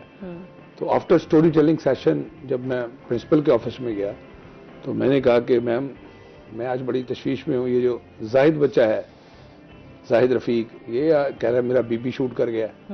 और तो ये बात तो बड़ी अजीब है, बच्चे को कैसे पता बीपी क्या होता है और शूट करना किसे कहते हैं। तो इस पर एक मीटिंग सी हो गई, उसकी क्लास टीचर को बुला लिया गया। तो वहां ये मुत्तफिका राय हुई कि ये जुमला उसने घर माँ से या बाप से सीखा है। जब वेरी नेक्स्ट मंडे मैं पढ़ाने गया, हर हफ्ते में एक सेशन होता है, एक बड़ा स्कूल है मुल्तान का, नाम वाला स्कूल है। तो मैं गया तो मैंने मैम से पूछा, वो मैम वो फिर क्या बना? कहते जी उसकी माँ हर बात पे इसको कहती है बीपी शूट कर गया, मेरा बीपी शूट कर गया, मेरा बीपी शूट कर। अब जब बच्चे जो है, यहां से ना एक चीज समझ आती है कि बच्चे घर से सीखते हैं और बच्चे माँ से सीखते हैं। बच्चे, मैं कहा करता हूँ, 3 जगहों से सीखते हैं। सबसे पहले घर से सीखते हैं, फिर वो उस तालीमी इदारे में जहां वो दाखिल किए जाते हैं, एडमिशन होता है, वहां से सीखते हैं। तीसरा वो माहौल से सीखते हैं। जिस तरह के वो माहौल में रहते हैं वैसी बहुत बातें करने लग जाते हैं, वैसे अमाल होते हैं, वैसे उनके तौर तरीके होते हैं। तो हमें ये बात हमेशा मैं कहा करता हूं, हमें ये बात समझ लेनी चाहिए कि तालीम लफ्ज जो हम पहले कहते हैं ना, तालीम और तरबियत साथ साथ, तो मैं कहता हूं इसमें तरबियत को पहले लेके आए, अब तालीम को आखिर में लेके जाए। असल चीज तरबियत है जो पैदाइश से शुरू हो जाती है। और एक बच्चे के जो वालिदैन हैं वो उसके लिए रोल मॉडल होते हैं, और उसने जो सीखना है ना माँ से सीखना है। आज सुबह यहाँ आने से पहले मैंने एक छोटी सी वीडियो रिकॉर्ड करवाई है, उसका एक जुमला मुझे अच्छा लगा जो मैंने कहा वहां वीडियो में। वो मेरी रील तैयार हो रही थी तो मैंने उसे कहा कि बेशक अनपढ़ माँ भी हो ना, अनपढ़ माँ जो कभी स्कूल नहीं गई, हमारी माएँ अनपढ़ थी, स्कूल नहीं गई, वो भी जिंदगी के बुनियादी और जरूरी असबाक अपने बच्चे को जरूर सिखाती है। बुनियादी और जरूरी असबाक वो माँ ही सिखाती है। अब यहां इस वक्त जिस माहौल में, सिनेरियो में हम बैठे हुए हैं, यहां माँ मसरूफ हो गई है आउटिंग में, फैशन में, शॉपिंग में। अच्छा, जो ये तीनों काम नहीं करती, आपको भी गुस्सा आ जाएगा। एक और खातून जो, वो खातून जो सुन रही हैं, ये हो गई, लो जी ये मौलवी साहब हमारे मुखालफत कर। नहीं नहीं, ये सच है। ये तो हमारी आउटिंग के, फैशन के, शॉपिंग के दुश्मन है। भाई हरगिज़ ऐसा नहीं है, मैं मौलवी साहब नहीं हूँ, मैं एक बाप भी हूँ, मैं एक बेटा भी हूँ, मैं एक ससुर भी हूँ, मैं एक खामंद भी हूँ। मैं ये समझता हूँ कि माँ को फातिमा जैसा होना चाहिए, माँ को खदीजा जैसा होना चाहिए, माँ को वैसा होना चाहिए कि उसके बच्चे जो है ना वो शाकार तख्लीक हो। अल्लाह ने उसको एक चीज दी है अतिये के तौर पे, औलाद दी है। देखिए आज भी ऐसी खवातीन आपको भी, मुझे भी, इनको भी मिलती होंगी जो कहती है मैं करोड़ों खर्च करने के लिए तैयार हूं, मुझे अल्लाह औलाद दे दे, कहीं से औलाद मिल जाए। अब एक तरफ तो वो तड़स रही है कि मुझे औलाद मिले, एक के 8 बच्चे हैं और वो उनको मुर्गी के बच्चों की तरह भी नहीं पालती। मुर्गी भी अपने बच्चों को परों के नीचे छुपा के रखती है, वो भी किसी चील कौवे की नजर नहीं पड़ने देती, किसी बिल्ली से के करीब, कुत्ते के करीब अपने बच्चों को नहीं जाने देती। हम भी उसका कोई चूजा उठा ले तो वो आसमान सर पे उठा लेती है। तो माँ को तो मैं ये बात कह के थक गया हूँ, सिक्योरिटी गार्ड की तरह होनी चाहिए, जो चौकस होकर बैंक के बाहर खड़ा होता है, या उस फौजी की तरह जो बॉर्डर पे खड़ा होता है, इधर उधर देख रहा होता है। माँ को तो ये वाला किरदार है। अब हुआ सितम ज़रीफी, ये देखें कि हमारे हाथ में ना आलात आ गए हैं, गैजेट्स आ गए, स्मार्टफोन आ गया, टैब आ गया, कंप्यूटर आ गया। अब माँ कंप्यूटर और टैब पे तो नहीं जाएगी, उसके हाथ में मोबाइल आ गया। अब वो जो वक्त बच्चों को देना चाहिए ना, वो टैब को देती है या गैजेट्स को देती है। वो चैट करती है, स्क्रोलिंग करती है। ये जो मोबाइल जिसने ईजाद किया ना, आईफोन, वो ये कहता है कि मैंने 2 कामों के लिए ईजाद किया है, एक कम्युनिकेशन के लिए, एक इंफॉर्मेशन के लिए। हम तो इसको एंटरटेनमेंट के लिए लेके बैठ गए, हम तो टिकटॉक देखते जा रहे हैं, इंस्टाग्राम की रील्स देखते जा रहे हैं। हम ना इंफॉर्मेशन ले रहे हैं, हम उससे पूछें कि मुझे अपने बच्चों की तरबियत कैसे करनी है, मेरी जिम्मेदारियां क्या हैं, मेरे फराइज क्या हैं। सच पूछें तो मजहर सिद्दीकी का यह कहना है, बच्चा कामयाब होगा या नाकाम, खुशकिस्मत होगा या बदकिस्मत, इसका फैसला इब्तदाई उम्र में माँ कर देती है। उसकी कामयाबी और नाकामी का फैसला माँ कर देती है। अच्छा, हमारे यहाँ क्योंकि जाहिर सी बात है चैलेंजेस हैं और उनको हम तरबियत की बात करते हैं तो घरों के तरबियत माहौल पहले तो और घर हाँ, से, बिल्कुल माँ की ऐसे। गोद से। हाँ। ये लफ्ज देखे ना, गोद से गोद तक इंसान सीखता है। इंसान वो सीखता है। गोद कौन सी है? वो माँ की गोद है। मेरा ये कहना है बच्चे की अजीम दरसगाह वो माँ की गोद है। बिल्कुल ऐसा ही है। अच्छा, इसी के साथ जिस हम रिलेट करेंगे हमारे इस टाइम जो चैलेंजेस हैं उनको देखते हुए हमारे इस टाइम दिमागी सेहत, हम इसके हवाले से नहीं सोचते कि हमारी दिमागी सेहत कितनी ख़राब हो रही है। इसके हवाले से आप क्या कहना चाहेंगे? सर, आपका शुक्रिया अदा करूँगा कि आपने अपने चैनल में जो है मुझे दावत दी और इस सिलसिले में। तो असल में जो जहनी बीमारियां हैं या मसाइल हैं, इनको हमें बीमारी माना ही नहीं जाता। हमें इनको किसी और साइड पे जो है ना वो कंसीडर किया जाता है, बल्कि छुपाया जाता है। ठीक है, और जब हम इसको छुपाते हैं और उसको बताया ही नहीं जाता तो फिर इसका इलाज मालजा तो डेफिनेटली हो ही नहीं सकता। फिर ये एक रवायती जो भी इलाज मालजे होते हैं हमारे, दम दरूद और तावीज़ धागे और अजीब सी जो सिचुएशंस होती हैं, उनसे मजीद इनमें इजाफा होता है। तो लेटेस्ट इस दौर में जो टेक्नोलॉजी है माइंड साइंस के हवाले से, उसमें एनएलपी के हवाले से मैं बात करना चाहूँगा कि एनएलपी एक ऐसी ज़बरदस्त टेक्निक है जिनसे आप बहुत कम अरसे में, यानी कम से कम टाइम में आप अपने इन मसाइल से निजात हासिल कर सकते हैं, छुटकारा पा सकते हैं। वो इसलिए कि जो हमारी कम्युनिकेशन होती है, हम अपने साथ कम्युनिकेट कर रहे होते हैं या दूसरों के साथ कम्युनिकेट कर रहे होते हैं, इसका पूरे का पूरा इफेक्ट पड़ रहा होता है हमारे इनर बॉडी पर भी और हमारे माइंड पर भी। और हमारे जो ख्यालात हैं, हमारी जो सोचें हैं, हमारे जो जज्बात हैं, वो सभी इसी चीज़ पर इफेक्ट डाल रहे होते हैं और ये हमारी बॉडी पर मुकम्मल तौर पर असरअंदाज हो रहे होते हैं। क्योंकि जो चीज़ हम सोच रहे होते हैं, जो चीज़ हम देख रहे होते हैं, सुन रहे होते हैं, वो डेफिनेटली हमारे जो न्यूरॉन्स हैं उन पर एक पैटर्न डालते हैं और वही पैटर्न हमारी ज़िंदगी को डिफाइन करता है, डिज़ाइन करता है कि हम एंग्जाइटी में जाएंगे, स्ट्रेस में जाएंगे, डिप्रेशन को लेंगे या फिर हम एक खुशगवार जिंदगी को गुजारेंगे। हम बहुत सारे चैलेंजेस से कैसे बाहर आएंगे। और ये जैसे मज़हर सिद्दीकी साहब ने कहा है कि डेफिनेटली घर से बंदा सीखता है। हम बेसिकली जो मेरे पास बहुत सारे लोग आते हैं तो उनसे मैं क्वेश्चन, वो मुझे यही कहते हैं कि मुझे स्ट्रेस हो गई है, मुझे डिप्रेशन है, मुझे एंग्जाइटी है। तो जब उनकी कहानी अगर सुनने बैठ जाएं तो फिर वो पूरी दुनिया जो है वो उनके लिए स्ट्रेस का बायस है, डिप्रेशन का बायस है, माँ सिवाय उनके खुद के।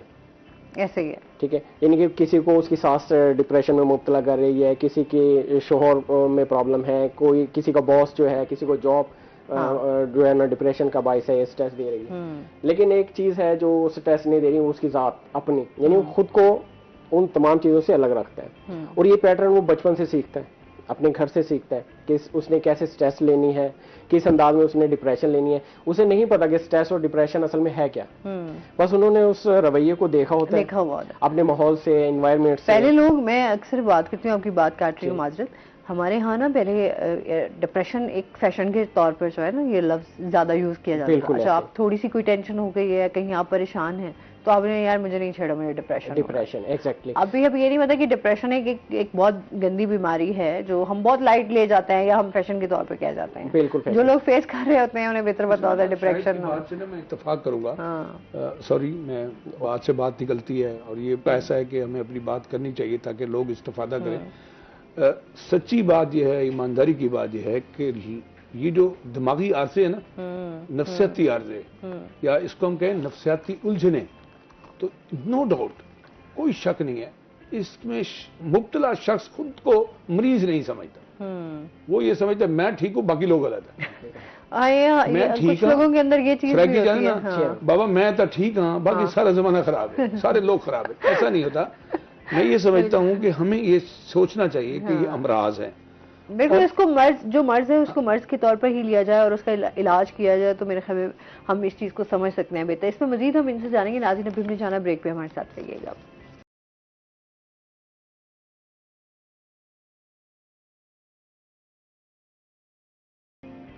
वेलकम बैक नाज़रीन।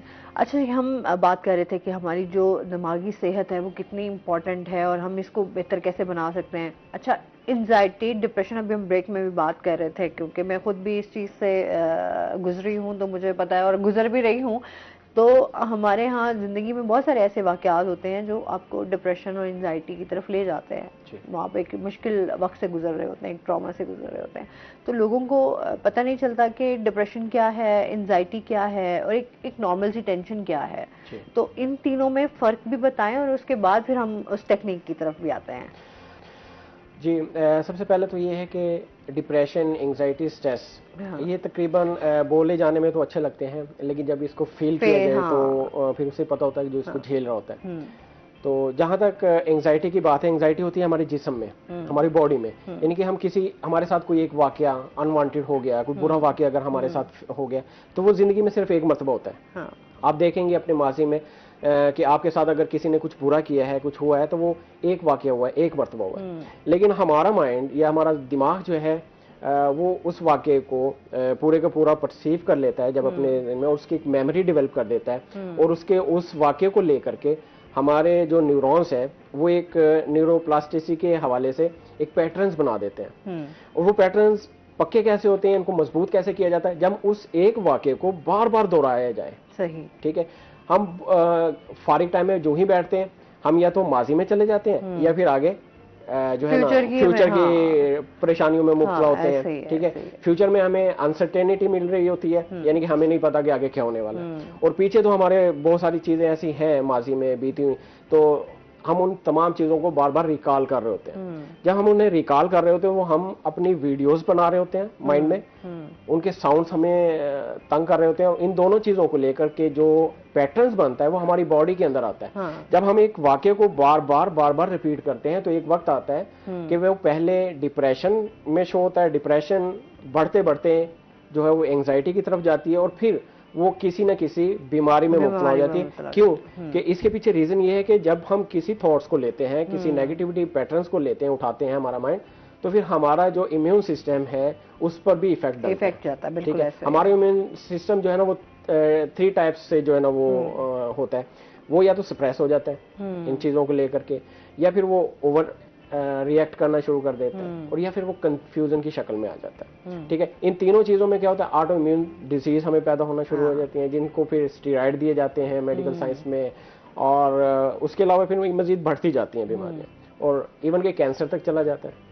मतलब जाहिर सी बात है, आप उन चीजों को कंट्रोल नहीं करेंगे तो वो बढ़ती जाएंगी, तो फिर आपके लिए आगे प्रॉब्लम्स क्रिएट होते जाएंगे। बिल्कुल। तो इसका हल, अगर आप ये कहें कि इसका हल क्या है, ये तो परेशानियां थी और प्रॉब्लम थे, इसका हल सिंपल है और सादा है कि हम उन डिप्रेशन को, एंजाइटी को, स्ट्रेस के पैटर्न्स को जो हमारे पास आ रहे हैं माजी से, हम उन्हें लेने से इनकार कर दें। ठीक है, हम ना लें उसको। आपको किसने मना किया कि आपको किसने कहा कि आप इसको लेते रहे? बहुत सारे लोग हैं जो आते हैं, वो बहुत सारी कहानियां सुनाते हैं। कंट्रोल नहीं होता, सेल्फ कंट्रोल एक हम बात करते हैं कि ये ओवर थिंकिंग। आप बिजी भी होना चाह रहे होते हो, आप बिजी नहीं हो पा रहे होते, आपका माइंड मुसलसल उसी चीज को ही जो है वो बार बार रिकॉल कर रहा होता है। बिल्कुल, रिकॉल इसी तरीके से होती है कि हम अगर अपने दिमाग को एक कंप्यूटर समझ लें, इसको समझाने के लिए मैं कह रहा हूँ कि जब आप वर्किंग कर रहे होते हैं कंप्यूटर पर, तो कुछ विंडोज आपकी पॉपअप विंडो की तरह बार बार खुल रही होती हैं पीछे। आपने काम किया हुआ है किसी एक ऐप पर, लेकिन आपने उसको बंद नहीं किया। तो माजी के ऐसे अनरिजॉल्व इश्यूज हमारे माइंड में पड़े होते हैं, जिनको हमने उनको रिजॉल्व नहीं किया होता, इन इश्यूज को हल नहीं किया होता, पेंडिंग पड़े रहते हैं और बहुत अरसे से पड़े होते हैं। तो वो बार बार हमारा माइंड उनको जो है क्लिक करता है, यानी वो ये कहते हैं कि या तो इसको सॉल्व करें, हाँ। ठीक है, आगे बढ़ जाए, और या फिर आप इसको कोई ना कोई इसकी विंडो शट डाउन कर दें ताकि इसको हम बाद में करें।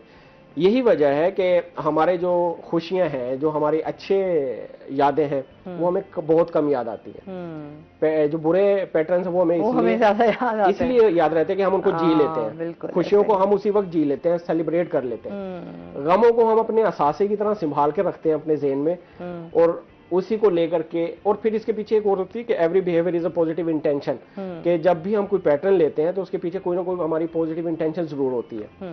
तो बहुत सारे लोगों ने, जैसे आपने बात की थी कि डिप्रेशन को ऐसे एक वो कह लें कि फैशन के तौर पे लिया गया था, कि लोगों को बताया जा रहा है कि मैं बड़ा डिप्रेशन में हूँ, बड़ा एक वो दिखाया जाए। तो आहिस्ता आहिस्ता जब आप किसी चीज को अट्रैक्ट करते हैं, वो आपके पास हैवी हो जाती है। बिल्कुल, ठीक है।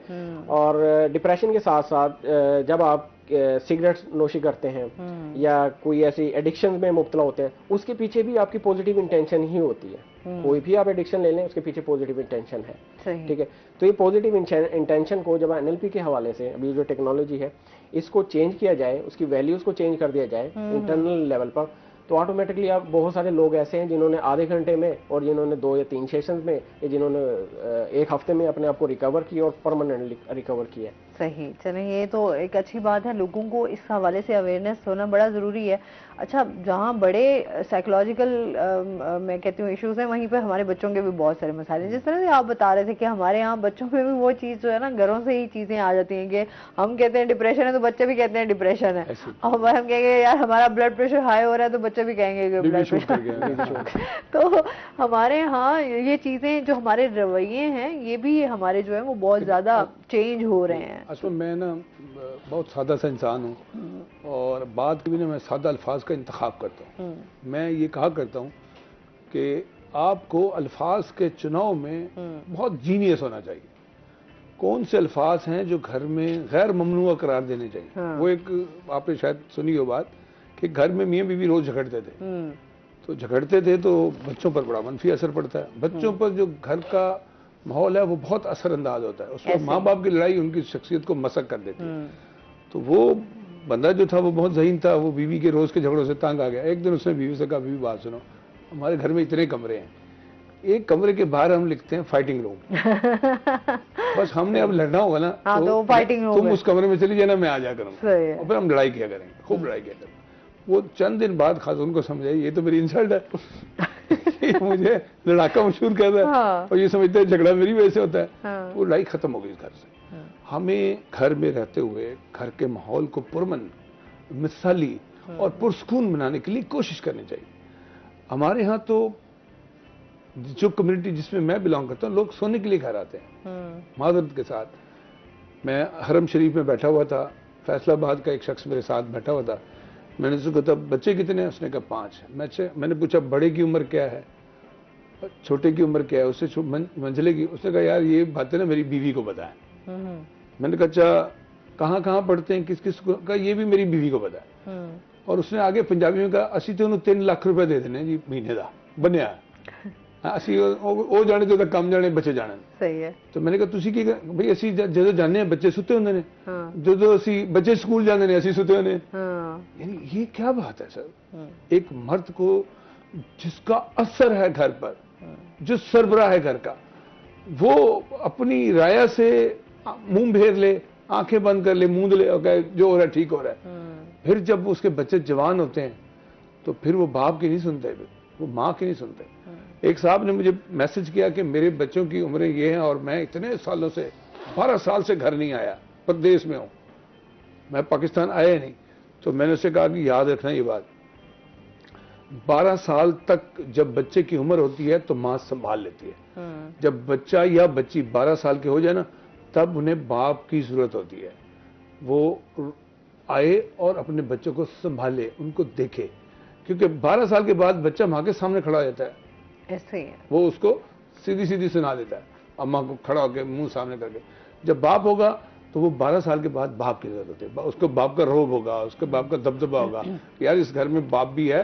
तो ये जो घर है ना, ये पूरा एक दरसगाह है, एक इदारा है। मैं तो घर को इदारा कहता हूँ। बिल्कुल ऐसे हमारे घरों में पहले हम खुद भी, आज भी वालिद साहब इसी तरह होता है कि शाम का खाना जो है वो कोशिश करते हैं कि हम साथ ही खा सकें। वक्त और चीज़ें इस तरह की हो जाती हैं कि नहीं मैं पहुंच पाती, लेकिन आज भी मेरे वालिद साहब जो है वो वेट कर रहे होते हैं कि ये आएगी तो खाना खाएंगे। तो हमारे यहाँ जो है वो ये चीज़ें बहुत ज़्यादा हमारे घरों में पहले होती थी कि वालिदैन जो है वो बच्चों को साथ बिठा के खाना खाने, ताकि ये भी हमारे इखलाकी इक़दार में शामिल होती हैं चीज़ें। मजीद इनसे जानेंगे। नाज़रीन अभी हमने जाना ब्रेक पे, हमारे साथ रहिएगा।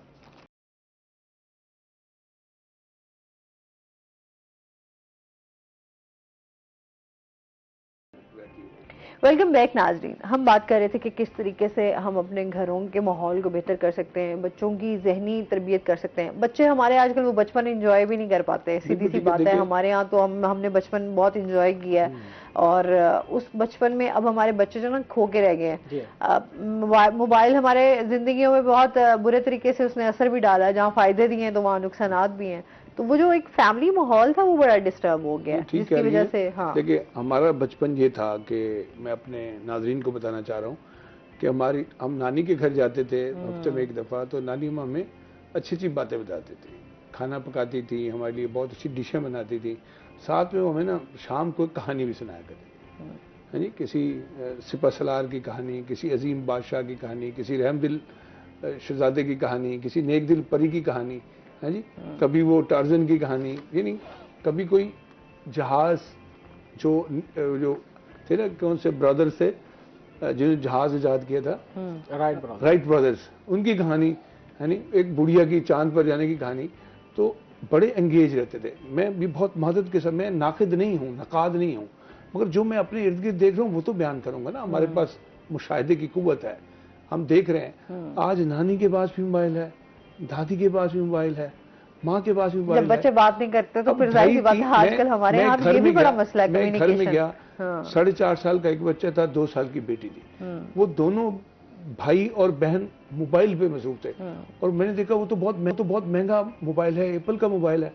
तो मैंने कहा ये मोबाइल, मैंने कहा ये ना हमारे मोबाइल उठाते थे, हम तंग आ गए, हमने इनका मोबाइल लेके, अब ये खुद एंगेज रहते हैं। फिर इसका मतलब ये हुआ कि आज की माँ जो है ना, वो हकीकी माँ नहीं जिसने जन्म दिया, जिम्मेदारियों से आज की माँ तो वो बच्चे की स्क्रीन है जो उसको सिखा रही है। अब बच्चा जो है वो फीडर भी नहीं पी रहा, वो खाना भी नहीं खा रहा, वो किसी के साथ बोल भी नहीं रहा, वो दौड़ नहीं रहा, हंस नहीं रहा, रो नहीं रहा, वो रोता ही नहीं है, मोबाइल पे जो बैठा हुआ है। यानी 8 घंटे 4 साल 3.5 साल का बच्चा जो है वो मोबाइल पे बैठा हुआ है। मैं कहता हूँ मोबाइल से सीख रहा है, मैं समझ, उसको अंग्रेजी आ रही है, करैक्टर आ रहे हैं, चीजें आ रही हैं, मगर जो उसने सीना बसीना बराह रास्त तरबियत लेनी थी वो नहीं आएगी। अच्छी बात, अब तो वो जिद्दी होगा, ये कहते हैं मानता नहीं, जिद्दी है, उसको जिद्दी बच्चा बनना पसंद आ गया। छोटे से बच्चे को आप मोबाइल के ऊपर लगा देते हैं, मैंने बच्चा रो रहा है तो मोबाइल, एप्पल का मोबाइल, कि ये हमारे मोबाइल उठाते थे, हमने इनका मोबाइल दे दिया। और एंजाइटी के लिए सबसे बड़ी यही जो है ना एक्टिविटी है कि फिजिकल एक्टिविटी का ना होना है सबसे बड़ा सबब है कि एंजाइटी हमारे जिस्म में होती है। जब हम फिजिकल एक्टिविटी करते हैं तो एंजाइटी खत्म हो जाती है, रिमूव होना शुरू हो जाती है। अच्छा, बच्चे हमारे बहुत सारे बच्चे हमारे इंटेलिजेंट हैं। अब हमारे बच्चे जो है कम्युनिकेट नहीं करते, तो मोस्टली होता है बच्चों का टाइम जो है वो अकेले में स्पेंड करते हैं, क्योंकि हम अब बच्चों के मामले में सिक्योर नहीं है, बाहर भेज नहीं सकते, बाहर भेजेंगे तो बहुत सारे और मसाइल हैं। तो बच्चों की वो इंजॉयमेंट, तफरी वो कहीं पे भी नहीं है, तो वो फिर ढूंढते हैं मोबाइल में। बिल्कुल ऐसे। तो वो मोबाइल में जब जाते हैं तो फिर वो जाहिर सी बात है, हम पढ़ाई से भी दूरी देखते हैं, फिजिकली नहीं है, हाँ, सिर्फ मेंटली है। आसमा मेरी बात सुने, हम इस वक्त 3 लोग गुफ्तगू कर रहे हैं। हम जब यहाँ आने लगे थे तो हमें प्रोड्यूसर ने बताया आपका ये टॉपिक होगा, और शाहिद साहब का, सैयद साहब का जो भावलपुर से, उनका ये टॉपिक होगा। हम जब यहाँ पहुंचे हैं स्टूडियो में तो हमने हाथ में देखा कि आपके पास सवालात लिखे हुए थे, स्क्रिप्ट लिखा हुआ था, जो आप बोल रही हैं ये आपके पास हिदायत लिखी हुई है, इंस्ट्रक्शंस हैं, आपके हाथ में कलम भी है जो अब लोगों के हाथों में है ही नहीं। आप जो सवाल पूछ लेते हैं उसको टिक कर रही हैं। आप 1 घंटे के प्रोग्राम के लिए कितनी तैयारी कर रहे हैं, हम कितनी तैयारी करके, आपके प्रोड्यूसर बैठ के आपको हिदायत दे रही है? 1 घंटे का प्रोग्राम है, ये तो पूरी जिंदगी का प्रोग्राम है बच्चों के साथ चलना। बिल्कुल ऐसे। माँ ने कभी पेन नहीं उठाया कि मैंने इनसे क्या सिखाना है, क्या। मैं माओ को कहता हूँ कॉपी पेन ले लो, कहती कहाँ से लें, हमारे घर। मैं कहा बच्चे के बैग में से निकाल लो और लिखो कि मैंने इसको ये बनाना है, इसको ये ख्वाब दिखाने हैं, इसको ये ताबीर पाने की कोशिश में मसरूफ अमल रखना है, इसको अच्छी बातें बतानी है, जिंदगी के आदाब सिखाने हैं। देखें, सच्ची बात पूछें, हमें बहुत बचपन में बाथरूम में दाखिल होने की दुआ सिखा दी गई थी, उठने की दुआ सिखा गई थी, अस्कारे मसनूना बचपन में, बहुत बचपन में नमाज की दुआएं सिखा दी थी। मैं आपको कसम कर रहा तो 12-13 साल के बच्चे से पूछते उसे कुछ भी नहीं आता था। उसको पोएम्स तो आ जाती हैं जो उसने मोबाइल से सीखी होती है, बाकी उसको कुछ नहीं आता। सोने की दुआ, जागने की दुआ, खाने की दुआ, दूध पीने की दुआ, हाँ जी, घर से बाहर निकलने की दुआ, घर में दाखिल होने की दुआ, सवारी पे बैठने की दुआ। हम बच्चों को कुछ भी नहीं सिखा रहे, ये मोबाइल से सीख लेगा, भाई कहाँ से सीख लेगा। अच्छा, वही मैं ये कहता हूँ कि माँ बाप को बच्चों के साथ, ये आपने एक बहुत बड़ी बात कह दी, मैं ये माँ को और बापों को कहता हूँ, वालिदैन को कहता हूँ कि एक खाना 24 घंटे का बाप के साथ बच्चे खाएं, और वो बच्चे से पूछे कि आज नया क्या सीखा है, आज नया क्या पढ़ा है, आज आपको स्कूल ने क्या सिखाया है। अगर स्कूल सिखाने से, टीचर सिखाने से, एकेडमी सिखाने से, मदरसा सिखाने से पीछे रह गया है तो बाप नई बात सिखाए। मैं तो हर माँ बाप से ये कहता हूँ, आपने अपने तरबियत का अंदाजा लगाना हो तो आप उसके बच्चे के एक्ट से पता चल जाता है कि आपके घर का माहौल कैसा है और आपकी तरबियत कैसे की गई है। मतलब एक इंसान सामने है तो उसका हम खानदान फौरन से हमारा जो रिएक्शन आता है जब उसकी बात करने का अंदाज या उसके आपके बिल्कुल बैठने का अंदाज, वो चीजें बताती हैं कि ये घर से क्या सीख कर आया है, तो इसका पीछे बैकग्राउंड क्या है। अच्छा, एग्रेशन हमारे यहाँ दिन ब दिन बढ़ता जा रहा है। हम लोग एग्रेसिव, फौरन हम रिएक्शन की तरफ जाते हैं और गुस्सा बहुत ज्यादा जल्दी आ जाता है, मतलब बर्दाश्त जो है वो खत्म होती जा रही है। उस हवाले से भी बताइए ये चीजें हमारे दिमाग को कितना नुकसान पहुंचा रही हैं और इस चीज से हम किस तरह से निकल सकते हैं। कि इसके लिए एक सिंपल सा फार्मूला इस्तेमाल होता है कि जब हम कम्युनिकेट करने जा रहे होते हैं तो सबसे पहले हमें हमेशा कम्युनिकेशन में रिएक्ट नहीं करना होता। हम अमूमन आम रूटीन में हमेशा रिएक्ट करते हैं, जज्बाती हैं और वही हमें बाज रिएक्शन जो आता है वो एग्रेसिव आता है, बाज तहम्मुल में यानी कि हम रद्द अमल जरूर देते हैं किसी न किसी चीज का। तो यहाँ पर एक छोटी सी चीज को अगर ऐड कर लिया जाए कि हम फौरन किसी भी चीज का रिएक्ट करने के बजाय रिस्पॉन्स देना शुरू करते हैं। ठीक है, रिस्पॉन्स से मुराद ये होता है कि आप थोड़ी देर के लिए पॉज ले लें 5 सेकंड से लेकर 10 सेकंड के दरमियान में, और फिर आप ये सोचें, अपने अंदर से एक फिल्टर होता है, अब उस पर थोड़ा सा फिल्टर लगा लें कि ये इसका रिस्पॉन्स मुझे अभी देना चाहिए या मुझे कुछ बात करना है या नहीं करता। यानी कि सिर्फ आप गैप दे दें 5 सेकंड से लेकर 10 सेकंड का, ये आप रूटीन बना लें अपनी लाइफ में कि जब भी सामने वाला कुछ भी रिएक्ट कर रहा है, कुछ भी आपके साथ एक्शन कर रहा है, चाहे वो बुरे से बुरा हो, आपने फिल फॉर रिएक्ट नहीं करना। ये असूल बना ले अपनी लाइफ का, आपने रिस्पॉन्स देना है। तो आप देखेंगे कि आपके 80% जो प्रॉब्लम्स हैं वो यहाँ पर सॉल्व हो जाते हैं। मेरा जाना होता है कई बार जो है जेल में कैदियों से भी 2-1 मरतबा मैंने मुलाकात की है, तो वहाँ पर जब उनसे ये जो अपना उनसे बातचीत होती है, बातचीत नहीं, वो जो दूसरे कैदी होते हैं ना जिनको सजाए मौत वाले, अच्छा ठीक है, तो उनके अंदर एक पछतावा और गिल्ट महसूस होता है कि वो काश के कोई हमें रोकता, या हम उस वक्त थोड़ी देर के लिए सब्र कर जाते हैं, या हम थोड़ा सा रिस्पॉन्स दे देते तो हम आज इस मुसीबत में ना फंसते हैं। ठीक है, तो वो एग्रेसिव की एक थोड़ा सा रिएक्ट उन्होंने किया इमीडिएटली, आगे से सामने से एक रिस्पॉन्स आया, किसी ने गाली दी, किसी ने कोई बुरा भला उसको कहा, तो फौरन हम रिएक्ट करना शुरू कर देते उससे ज्यादा। तो यहाँ पर हमें रिएक्शन बंद करने की बजाय रिएक्शन को बंद करके हमें जो है ना रिस्पॉन्स पर ध्यान देना चाहिए, हमें रिस्पॉन्स देना शुरू करना चाहिए।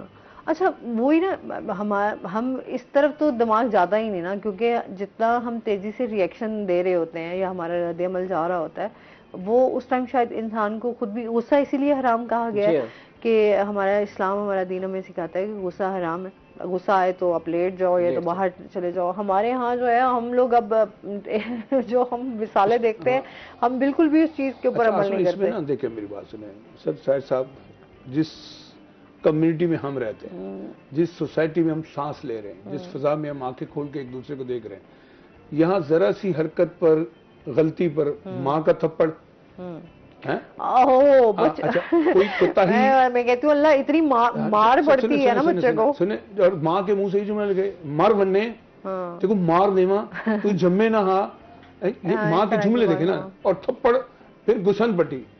अच्छा, बाप का धमकियां देना, टांगे तोड़ दूंगा है, टीचर का डंडा, कारी साहब के मुक्के, घूंसे, लातें, यानी मैंने देखा कि बच्चों के साथ इतना तशद्दुद होता है हमारे यहाँ। सर आप इस हकीकत को भी समझे। बिल्कुल सही, माँ का थप्पड़, बाप की धमकियां। अच्छा, सर मैं इस बात को आपको आगे बढ़ाऊंगा। कारी का आप बच्चा बात करते हैं, बिल्कुल इस पे बात करते हैं डिटेल से। नाज़रीन अभी अपने जाना ब्रेक पे, हमारे साथ रहिएगा।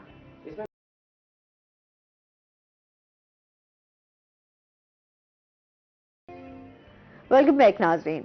अच्छा, हम बात कर रहे थे कि हमारे यहाँ, हमारे घरों में, कुछ घरों में इस तरह के माहौल होते हैं, हम यहाँ पर देखते हैं। ये मैं एक बात कहती हूँ, बड़ी क्रूर रियलिटी है कि इसको हम हजम नहीं कर पाते। हम यहाँ बातें तो हम बिल्कुल वाकई करते हैं कि सब अच्छा हो जाए, बट हमारे जो घर है उनके माहौल है, उनको और बुजुर्गों हमारे को भी समझने की बड़ी जरूरत है। घर में बहुत तशद्दुद होता है, स्कूल में मारपीट होती है, बच्चे को माँ बाप, अब लेकिन एक अजीब सी चलन रवायत पड़ गई है कि स्कूल में बच्चे कहते हैं इसके ने 1150 नंबर होने चाहिए, इसके 1050, भाई रेट शुरू। अब वो बच्चा नहीं लेता तो फिर मार खाता है, स्कूल में मार खाता है, अकेडमी में मार खाता है, माँ से मार खाता है। हमने बच्चों के साथ बदसलूकी की है, उनकी इज्जत नफ्स को मजरू किया है। हमने उनको बेजार जी देखें, एक तो थी ना अनपढ़ माएँ, हमारी माएँ थी, पढ़ी लिखी नहीं थी, उन्होंने कामयाब लोग पैदा किए। अब जो ये पढ़ी लिखी MSc MPhil वाली माएँ है ना, ये बड़ा चीखती हैं बच्चों नाराज हो जाएंगी मैं आपसे। अच्छा चलाती हैं बच्चों पर, मैं मार दूंगी, मैं मर जाऊंगी, मैं कहता हूँ ये पढ़ी लिखी माओ ने कौन से डॉक्टर कदीर खान, इमरान खान, जहांगीर खान, जानशेर खान को बड़े बड़े साइंटिस्ट अब्दुल सलाम पैदा किए, नहीं किए। ये चीजें यही चाहती हैं कि बच्चे ज्यादा नंबर अच्छा, लेके आजकल ना माजरत के साथ हमारे बच्चे ना, आजकल हम देखते हैं बच्चों में ना एक तरबियत तो ले रहेगी, बच्चों की नशोनुमा में भी नहीं है। मतलब हम बच्चों में नहीं देखते, हाइट नहीं है, हमारे बच्चों में वीकनेस है, हमारे बच्चे उस तरीके से हेल्दी नहीं है। अब हाइट के कितने इश्यूज आ रहे हैं, मतलब हाइट नहीं है, मतलब यहाँ पे हम देखते थे वो जो कि घर में जाते हुए हस्बैंड साहब पूछे जानू क्या लाऊं, वो कि शॉर्मा लिया, बर्गर लिया, पिज्जा लिया। अब जब वो खाएगी तो बच्चे भी वही खाएंगे।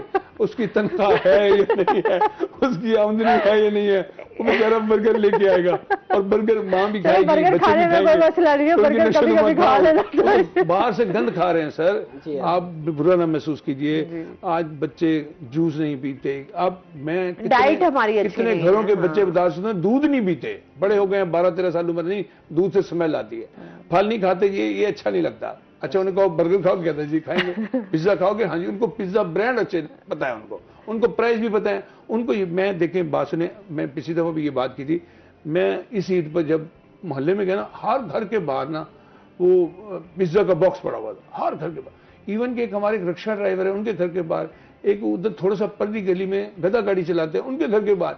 तो उनसे मैंने पूछा, मैंने कहा चाचा पता तेरे घर के बाहर डब्बे पे, कहता मेरे को नहीं पता, धियां आई मेरिया, उन्होंने फोन तो ही ऑर्डर किया, फोन तो ही घर आ गया।